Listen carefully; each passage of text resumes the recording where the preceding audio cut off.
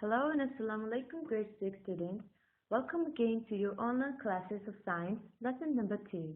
As you know your chapter name, we're going to discuss lesson forward to your topic, which is structure of animal cells, specialist animal cells, unicellular and multicellular. Students, what we're going to learn in this chapter is structure of animal cells, specialist animal cells, about unicellular and multicellular. Let's move forward to our slides. Let's know something about structure of animal cells first. The specialities that differ them from plant cells are given below, like they only have a thin cell membrane, they do not have a cell wall. Okay, now students, you can note these.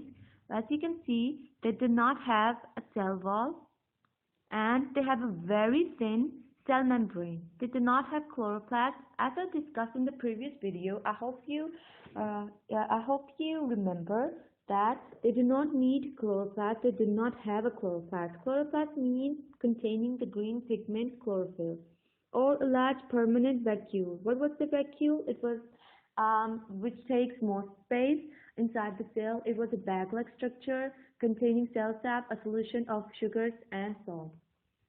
Now they may have small vacuoles which only last for a short time. Now they're telling us that they do not need a permanent vacuole, but they may possess some small vacuoles which only last for a small short time. Moving forward, now let's see the picture given on your textbooks. It's an cell of animal, and they've shown us that this is the part over here is the cell membrane.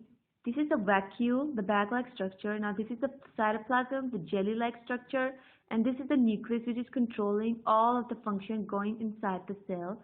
And this is the mitochondria, students. Okay, now look closely. This is the mitochondria of the cell. Now let's move forward to our another slide. Specialist animal cells. Now we're going to discuss what is special inside animal cells. So some animal cells are adapted to carry out complicated tasks within the animal's body. Now what are those? Starting from the hair, starting from your table, now look at page number 4 on your textbook. You can see a table over there. I've also made a table over here.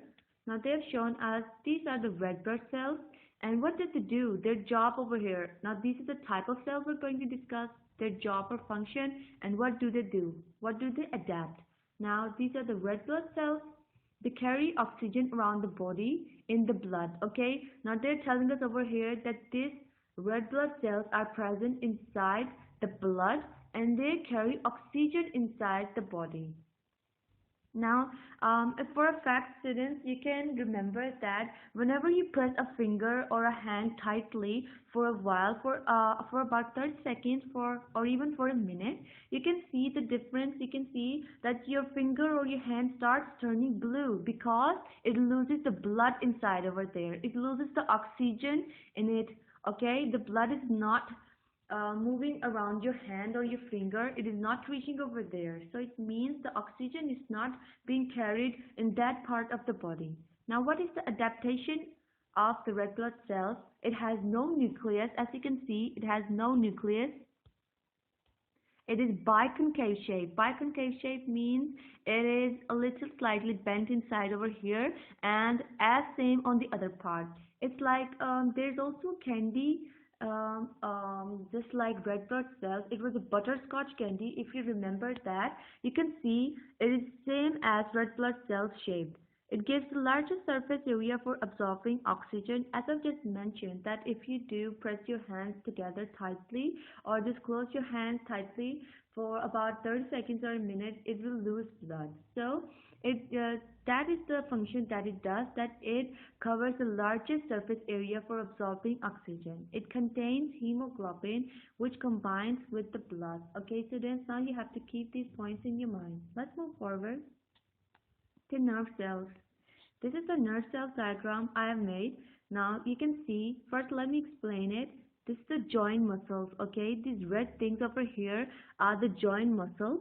And what are these? This is axon. Okay, this part over the blue part over here is axon, and it is joining the muscles and the nucleus, the cell body to muscles. Now these are the dendrites. You can see these tissue-like parts over here. These are dendrites. Now where is the nucleus, students? I hope you've found it. Here is the nucleus. Now which is controlling all what's going over here. Now, moving forward to the cell body, this is the cell body which all the function is being taken place. Okay, here is where the function is all taken place. Here is the nucleus. Okay, and this is the cell body, this is the axon, and this is the joint muscle, and these are the dendrites. Now let's see what does it do, the function over here. It carries messages around the body. Okay, now as suppose our brain tells nerve cells that what to do. Now these are the functions that it performs. It carries the messages around the body, and it is very long. It is thin up along 1 meter. It is up to 1 meter long length, and it connects at both ends. Okay, it has connections at both ends and can carry electrical signals.